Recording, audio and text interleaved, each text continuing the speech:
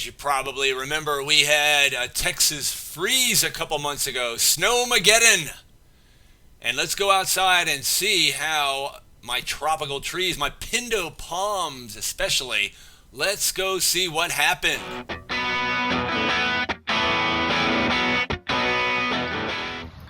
Now, as you probably heard, we had a pretty severe cold spell a couple months ago. And there was a lot of uncertainty, at least by me, on what to do with my trees. Do I wrap them or, how to protect them? And I did nothing. I didn't have the means, I didn't have any tarps or whatever. And I just want to show you what ended up happening. So I'm going to start down here on this end. Now this one, these are all Pindos. Well, not all of them, but this one obviously didn't make it. But this one was really sick. This one had been ill for quite a while, and it was probably dead before we even had that killer frost. Now over here, you can see this Pindo is growing back. I mean, there was a bunch of dead fronds, and I've been cutting them off little by little. I just don't have enough room in the garbage can or the or whatever you call it. You put grass clippings and stuff. So I'd cut a little bit off.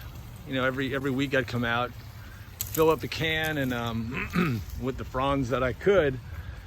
And everything's coming back. Now this is a different kind of palm, like a fan palm, I forget. But here we have another Pindo. You can see I'm about to clip off the last couple fronds here, but growing back nicely. And the granddaddy of them all, this one right here. This one grew really big because there was a leak in the sprinkler pipe down here at the bottom that I didn't know about. And I guess all that extra water. And so he grew really big, but you really can't see any green growing. So I'm getting ready to cut these last few fronds off, and you can see down here in the middle, it looks like it's starting to bloom again. I'm gonna take out some clippers here and cut back these last few branches, and we'll see how this big one is looking.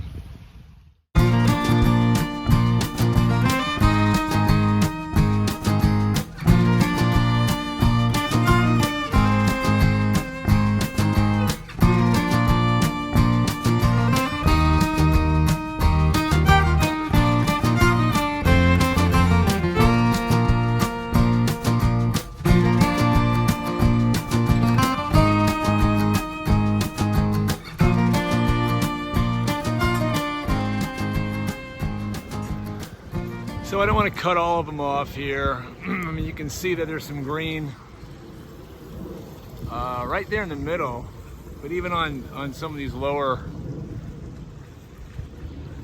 end, I don't want to cut that off if there's some green on it, but you can see down in there it's coming back. So anyway, it was really good that these trees are going to make it, but here's the really good news is I don't know if you know about Pindos. I didn't know much about them when I put them in, but they bear fruit. They bear these little, really small, tiny little, I don't know what you call it, little fruit, right? They're about the size of a grape. Hopefully I'll show some pictures here. And I kept some of them just to see if I could grow them.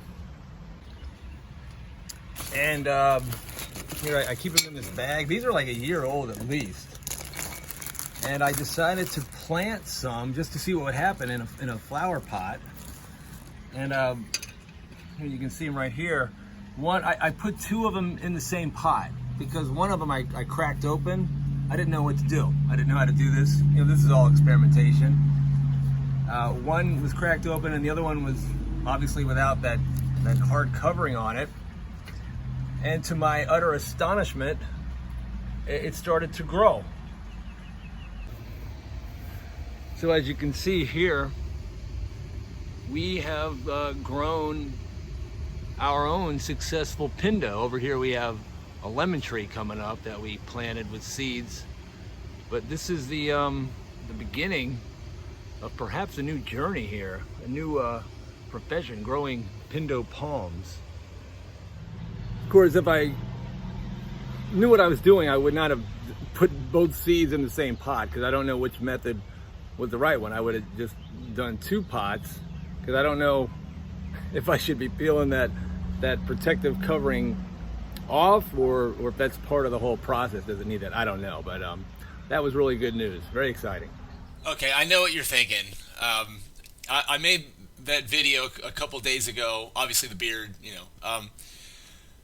I went back and I looked at these pictures of, I had the lemon tree.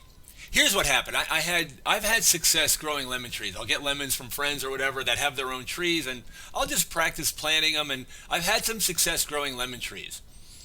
In my last experiment with lemon trees, I had 2 pots, and one of them germinated or started growing pretty quickly. That's the one on the left. So I knew this was a lemon tree, and I just figured this one on the right, nothing was growing. And so that's when I decided, well, it's not going to work. Let me go ahead and put some Pindo Palms seeds in there. And I did. And then a week later, when I saw the first hint of green popping through, I was so excited. I've grown Pindos, and that's a pricey tree. And I was thinking, wow, I could go into business selling Pindo Palms. But okay, the point is, after closer examination, I think what we have here is simply a late blooming or late germinating, I don't know what the word is, lemon tree. Okay, I'm not growing. I was unsuccessful in my attempt to grow a Pindo Palm, and that's okay. Here's what a Pindo Palm seedling looks like according, to the internet. I don't know. I've never seen one as a youngling, as a seedling, or whatever you want to call it. But clearly, this is not what I am growing. So, and I left that video in there just to show you how inexperienced I am. I have no idea, really, what I'm doing. Almost no idea. Everything is trial and error. I go online, try to learn a few things, and then I take it out to the backyard, and then I experiment with it, and obviously I make more mistakes than I do, successes, or I have more mistakes than successes, but that's okay. It's all about learning. It's all about trial and error, seeing what works and seeing what doesn't work. And the good news is I've been very successful with lemon trees, right? I get these lemons from neighbors, and I usually just squeeze it into a glass of water, just trying to get some real nutrition, vitamins, and stuff like that. But I've had success growing lemon trees, and that's the good news.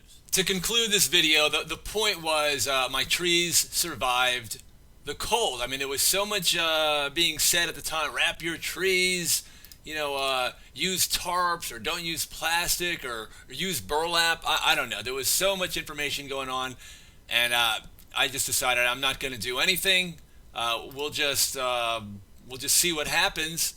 And I did have a tree guy come out, because I do need to get that one dead palm removed. And remember, that one was sick. That one was dead probably before we had the frost. And he basically told me, yeah, when these cold spells come along, these trees typically bounce back. He said it's not unusual. He's like, even though this was a severe cold, not unusual. He said it just sort of separates the healthy trees from the ones that are already not doing well. And that's sort of the lesson that I took from this. So I guess it's good to say that my trees were healthy enough to survive, which surprises me, considering how poor my soil is and what little I have done. I do nothing. I don't fertilize. I really don't do anything.